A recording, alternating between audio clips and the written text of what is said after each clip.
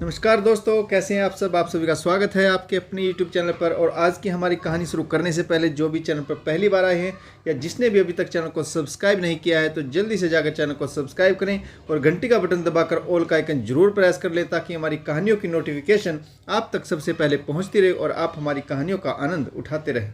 तो दोस्तों, अगर आपको हमारी कहानियाँ अच्छी लगती हैं, लाइक शेयर और कमेंट्स करना ना भूलें ताकि हमारा भी हौसला बढ़ता रहे और हम आपके लिए ऐसी ही नई नई कहानियाँ लेकर आते रहें। तो चलिए शुरू करते हैं आज की एक और बेहतरीन कहानी। एक रूढ़िवादी परिवार जहां पर्दा, पूजा पाठ, व्रत, उपवास आदि पुराने नियम चलते हैं, पर पत्नी के हिस्से में डांट फटकार, गाली गलौज, कभी हाथ भी उठा देना, यह देखकर बेटा तिल मिलाकर रह जाता था और घर के बिजनेस को छोड़कर उसने नौकरी ज्वाइन कर ली। शायद वह इस तरह के माहौल से दूर रहना चाहता था। वही शादी भी कर ली, घर आया करता, लेकिन अपनी शादी के बारे में कभी नहीं बताया। यह कहानी पति पत्नी के आराम से रहते हुए शुरू होती है और वे बिना पूजा पाठ किए कैसे मज़े से रहते हैं यह दिखाती है। मुसीबत तब आती है जब बेटे की मां आकर कहे कि शादी तोड़ो, वरना पिता की अपनी और संयुक्त परिवार की संपत्ति सारी बेटी को चली जाएगी। जिसका पति सहजातीय, पूजा पाठी, अयास और निकम्मा है। पिछली बातें माँ बेटे के संवादों से बाहर आने लगी थी। माँ दुहाई दे कि मरणासन कोमा में पड़ा पिता बिना वसीयत के जा रहा है और दामाद घर दबोचने को तैयार है। बेटी सुनती नहीं। अब कहानी सुनिए। सुशीला जी, हम ये क्या सुन रहे हैं? शिव ने कोर्ट में किरिस्तानी लड़की से शादी कर ली। पंडित रामकिशोर क्रोधित स्वर में बोले, ये क्या कह रहे हैं आप? शिव ऐसा नहीं कर सकता। देख लो, अपना कलेजा ठंडा कर लो। उन्होंने अपने फ़ोन पर फोटो खोल कर दिखाई। बहू तो सुंदर दिखाई पड़ रही है। सुंदरता लेकर चाटो, न दान न दहेज। तुम्हारा बेटा तो पैदाइशी बेवकूफ़ है। पढ़ाई लिखाई ने और भी दिमाग खराब कर दिया है। पंडित जी बोल पड़े, किसने बताया तुम्हें? आम खाने से मतलब है कि गुठली गिनने से? वह गुस्से से थरथरा रहे थे।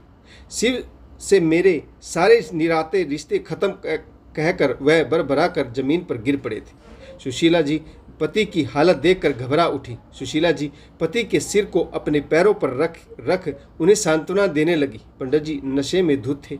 वह अक्सर ऐसे ही बेहोश हो जाया करते थे, परंतु सुशीला जी के लिए शिव का शादी कर लेना बहुत बड़ा झटका था। वह सिसक कर रोने लगी। हाय शिव, यह तुमने क्या किया? मेरे सारे सपनों पर पानी फेर दिया। थोड़ी ही देर में संयत होने के बाद वे बोली, देखिए जी, सुनैना और कुंवरपाल को खानो कान खबर नहीं लगनी चाहिए, नहीं तो पूरी बिरादरी में बात फैल जाएगी। हम स्वयं ही शिव और बहू को लेकर आएंगे और धूमधाम से पार्टी करके सबको बता देंगे। वे मन ही मन सोचने लगी कि शिव के घर न आने की यही वजह होगी। तभी उसे घर आए साल भर से ऊपर हो गया, लेकिन उन्हें विश्वास था कि बेटा उनकी बात को नहीं टालेगा। तभी उनका फ़ोन बज उठा। उधर शिव था। अम्मा, मैं ऑफिस के काम से मुंबई जा रहा हूँ, फ्लाइट में हूँ। शिव, मेरा बच्चा, तुम कब आओगे? तुझे घर आए हुए पूरा 1 वर्ष हो गया है। तेरे पापा की सेहत ज़्यादा खराब है। तुमने तो हम लोगों को बिल्कुल त्याग ही दिया है। न होली पर आए न दिवाली पर। तेरे पापा को धीरे धीरे खटिया से लगते जा रहे हैं। वह दुकान भी नहीं जा पाते। तुम्हारा इंतजार देखते देखते तो आंखें पतरा गई। मैं उनकी फाइल लेकर तुम्हारे पास आ रही हूँ। किसी बड़े डॉक्टर का इलाज करवाना होगा। हाँ, आप परेशान मत हो। आपको आने की आवश्यकता नहीं है। मैं ऑनलाइन मोहित से मंगवा लूँगा। शिव ने कह तो दिया, लेकिन शिव मन ही मन परेशान हो उठा। चाहे कितना ही बुरे हों उसके मम्मी पापा, वह उनका अच्छे से अच्छा इलाज करवाएगा। ठीक है माँ, हम आपकी टिकट करवा कर बताते हैं। इन दिनों ऑफिस में काम ज़्यादा है, नहीं तो मैं स्वयं आ जाता। उसकी आंखों के सामने अपनी माँ का रोता सिसकता चेहरा सजीव हो उठा था। कभी कभी तो उसकी आंखें भी छलछला उठती थी जब पिताजी उसकी माँ पर नाहक चिल्ला कर गाली देना शुरू कर देते थे। यदि वह जरा भी मुंह खोलती तो अक्सर उनकी पिटाई भी कर देते। इसी वजह से पिता के प्रति जरा भी कोमल भावनाएं नहीं थी, बल्कि नफरत की भावना कूट कूट कर भरी हुई थी। पंडित रामकिशोर दिल्ली से लगभग 300 किलोमीटर की दूरी पर कासगंज में रहते। यह एक छोटा सा शहर है। उनके पास संयुक्त परिवार की जायदाद से काफ़ी पैसा आता था, जिसे वह अकेले हजम करते थे। किसी चाचा को उनका हिस्सा नहीं देते। जब भी कोई बंटवारे की आवाज़ उठाता उसे गोलमोल उत्तर देकर टरका देते, क्योंकि वह बहुत कंजूस और लालची थे। उनका अपना साड़ियों का थोक का बिजनेस, लेकिन सिद्धांत है कि चमड़ी चली जाए लेकिन दमड़ी ना जाए। बी टाउन की जीवन शैली, मोटा खाओ मोटा पहनो। सुबह जोर जोर से घंटी बजाकर भजन गाना, गले में रंग बिरंगी माला उनकी पहचान थी। वह साथ साथ में माँ के लिए गाली निकालते रहते और जब किसी भी व्यापारी या दुकान के किसी काम से फ़ोन आए तो चीखना चिल्लाना, साथ में मुंह से गालियां की बौछार करते रहना। हाथ की उंगली तो माला के दाने सरकाती जाती, लेकिन जबान और दिमाग खुरापात में बिजी रहता। रात में दारू की बोतल पीकर आना और गालियों की बौछार करते हुए घर में घुसना, यह तो उनकी पुरानी आदतें थी। शिव को तो अपने पिता से नफरत है, इसीलिए वह उनसे बात नहीं करता। वह अपनी दादी को बहुत प्यार करता था, वे भी उसे बहुत चाहती थी। उन्हें टाइफाइड हो गया तो पापा कंजूसी के मारे कभी वैद्य जी की पुड़िया, तो कभी हकीमों का काढ़ा, तो कभी होम्योपैथिक दवा। अम्मा, ये दवा बहुत बढ़िया है। दवा के सारे एक्सपेरिमेंट उन पर करते रहे और जब बहला फुसला कर कागजों पर हस्ताक्षर करवा लिए और तिजोरी की चाबी हथिया कर सब सामान चुपचाप हड़प लिया, तो पिताजी ने उनकी ओर आंख उठाकर देखना भी बंद कर दिया। उनकी हालत खराब होने की खबर जब शांति बुआ को लगी तो वे आकर उन्हें अपने साथ ले गई थी। जब 6 महीने बाद दादी गुजर गई तो मुंह फाड़कर हाय अम्मा हमें छोड़ गई रो रो कर दुनिया को दिखा रहे थे। फिर 13वीं पर अपनी बिरादरी और पंडितों की दावत कर अपनी जाति बिरादरी में अपना नाम ऊंचा कर लिया। जब वह 7-8 साल का था तभी सुनैना दीदी की शादी खूब धूमधाम से की। मुंह मांगी रकम भी शादी में दी और साथ में दिल खोलकर खर्च भी कर किया था। लेकिन फिर तो घर में एक एक पैसे के लिए दिन भर वह माँ पर चिल्लाया करते। उस समय वह छोटा था तो बचपन से सभी बच्चों की तरह पढ़ने की जगह खेलने में मन लगाता था। दूसरे बच्चों की तरह कभी कंचा तो कभी गिल्ली डंडा, कबड्डी, पहलवानी में मजा आता था। उसे अखाड़े में कुश्ती देखने में बहुत आनंद आता था। अपने बगीचे में जाकर अमरूद, खीरा, आम तोड़कर खाना उसे बहुत अच्छा लगता था।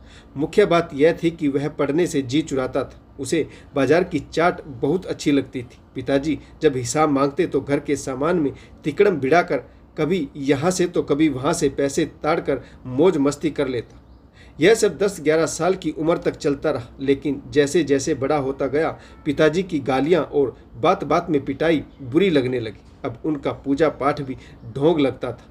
सुनैना दीदी का आना जाना और फरमाइशें बढ़ती जा रही थी। वे जब भी आती तो उनकी गोद में एक बच्चा रहता। घर का माहौल तनावपूर्ण रहता। वह चुपके चुपके माँ से कुछ मांगती और पापा से रो रो कर मांग कर ले जाती।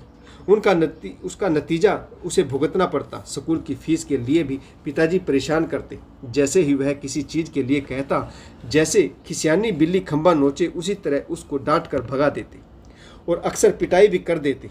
वह बड़ा हो रहा था। उसकी दोस्ती अमन से हो गई थी। वह क्लास में फर्स्ट आता था। उसकी मम्मी टीचर थी। एक दिन वह उसके घर गया तो आंटी ने अमन के साथ उसको भी पढ़ने के लिए बैठा दिया। अब तो वह हर रोज़ उनके साथ पढ़ने के लिए जाने लगा था। नतीजा यह हुआ कि वह हाई स्कूल में फर्स्ट आया और उमा मौसी जो दिल्ली में रहती थी वह उनसे घर पर रखने को राजी हो गई। पिताजी को लगा कि बिल्ली के भाग से छीका टूटा। आंटी के सिफारिश करने की वजह से वहाँ का फार्म भर दिया और किस्मत से एडमिशन भी हो गया। बस उम्र के साथ साथ अकल भी आ गई थी। उसे पढ़कर कुछ बनना है।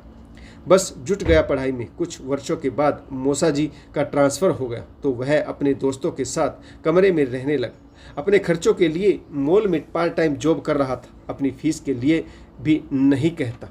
होली दिवाली की छुट्टियों में जाता तो लायक बेटा बनकर जो कहते चुपचाप कर देता। लेकिन माँ पिताजी की लड़ाई झगड़ा, गाली गलौज और मारपीट देखकर मन खट्टा हो जाता और घर से मन उचटता गया।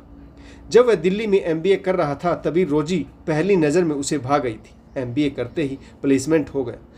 रोज रोजी से मुलाकातें होती रही और वह उसके प्यार में डूबता गया। उसे अच्छी तरह पता था कि पिताजी क्रिश्चियन लड़की से शादी करने को कभी भी राजी नहीं होंगे, क्योंकि इससे बड़ा अधर्म उनके लिए कुछ हो ही नहीं सकता। इसीलिए कोर्ट में शादी करने के सिवा कोई चारा ही नहीं था। समय बीतता गया।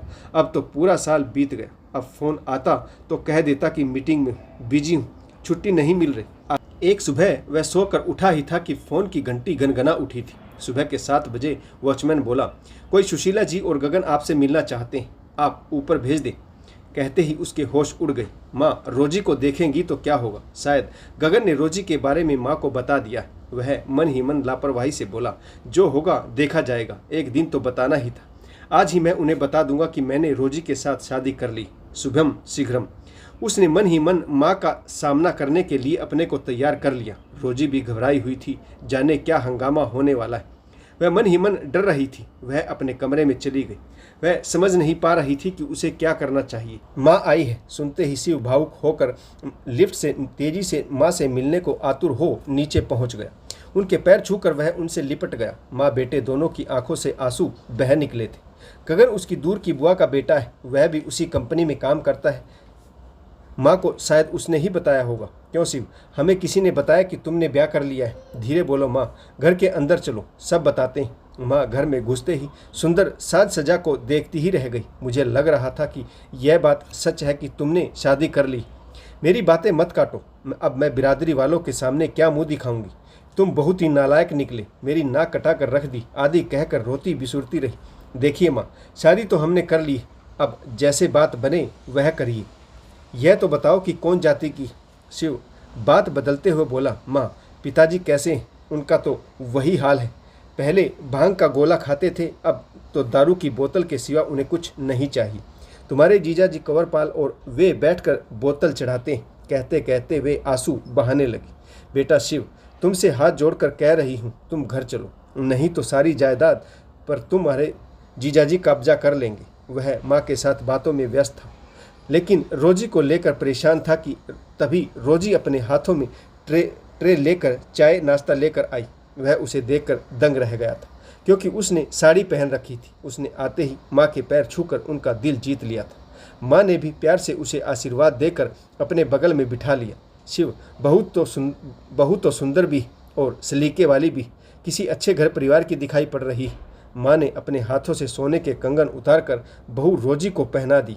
वह मन ही मन डर रहा था कि रोजी माँ को यह न बता दे कि वह क्रिश्चियन है। उसने रोजी को इशारा करके वहाँ से अंदर जाने को बोल दिया और बोला, माँ तुम नहा धोकर तैयार हो जाओ, फिर हम लोग नाश्ता करेंगे।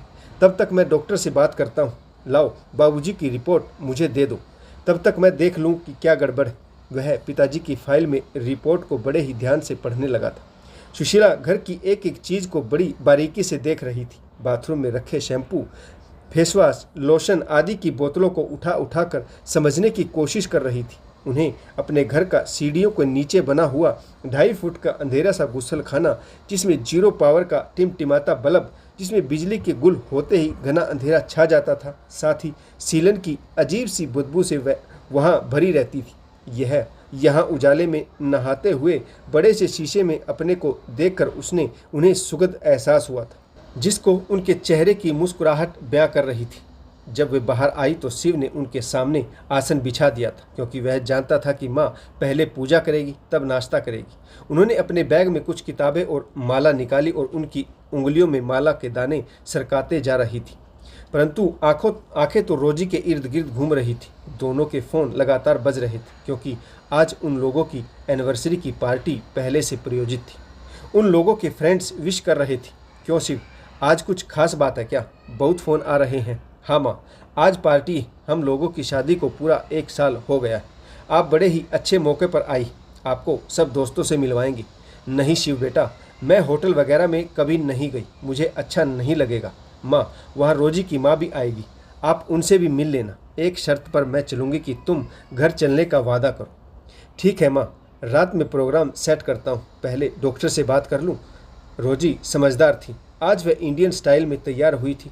पिंक कलर की साड़ी, चूड़ियाँ और गजरे में वह बहुत सुंदर लग रही थी। वह इस तरह किसी त्यौहार पर ही तैयार हुआ करती थी। शिव रोजी को देखता ही रह गया। सुशीला जी बेटे बहू की सुंदर जोड़ी को देखकर अपने मन की सारी उलझन भूलकर खुश होकर बेटे बहू की नज़र उतार कर बोली, सीता राम की जोड़ी है, और आशीर्वादों की झड़ी लगा दी थी। माँ को हंसते मुस्कुराते देख शिव को माँ का पहले वाला रोता सिसकता चेहरा याद आ गया था। शाम को पार्टी में खूब मस्ती हुई।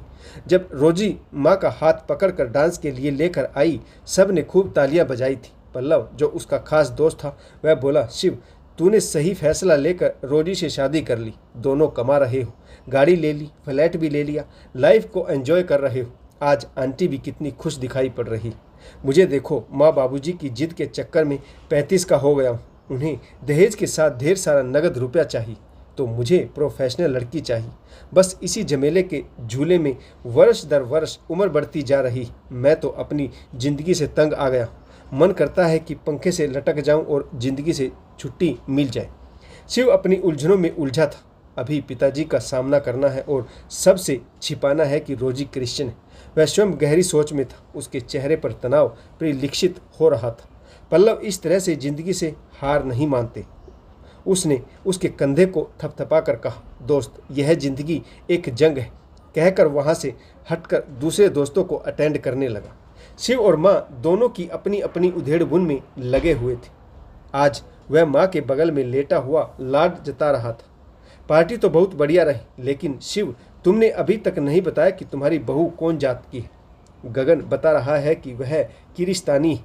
तो क्या अछूत हो गई? सुंदर है, अच्छे घर परिवार की है, सब सही। तो अब किरिस्तानी है, इसीलिए तो मैं घर आया नहीं। न जियोगी न जीने दोगी। इतना मूड अच्छा था, सब खराब करके रख दिया। वह नाराज हो उठा। सब जायदाद कुंवरपाल अपने नाम करवा लेंगे, तुम्हें कुछ भी नहीं मिल पाएगा। माँ ने दूसरा पासा फेंका। नाराज शिव बिफर कर बोला, माँ, आज तुम्हें जमीन जायदाद की याद आ रही। जब स्कूल में मैं फटा जूता पहन कर जाता था और बच्चे मुझे चिढ़ाया करते थे, तब तुम लोगों को दर्द नहीं हुआ था? क्या करती शिव, तुम्हारे बाबूजी के सामने बोलती तो खुद ही पिट जाती। आप भूल गई होंगी, जब मैं पार्वती के साथ बगीचे में लुक्का छिपी खेल रहा था तो पिताजी ने मुझे जाड़े में ठंडे पानी से नहला दिया था कि पार्वती दलित है, अछूत है। तुमने उसे क्यों छुआ? मैं कांपता रहा, रोता बिलखता रहा। उन्हें जरा भी दया नहीं आई और आप उनकी हाँ में हाँ मिलाती रही थी। क्या करती शिव, यदि मैं कुछ बोलती तो वह मुझे भी पीट पीट कर अधमरा कर देते। दोस्तों, कहानी के अगले भाग में पढ़ें, क्या शिव रोजी को छोड़ देगा या फिर अपने पिताजी के सामने रोजी के लिए लड़ाई लड़ेगा। तो आशा करता हूँ अभी तक कहानी में आपको आनंद आया होगा।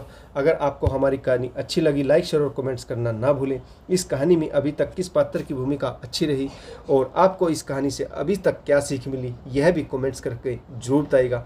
आशा करता हूँ कहानी आपको जरूर पसंद आई होगी। तो कहानी पढ़ने के लिए आप सभी का बहुत बहुत धन्यवाद। जय हिंद, वंदे मातरम, भारत माता की जय, जय जवान और जय किसान।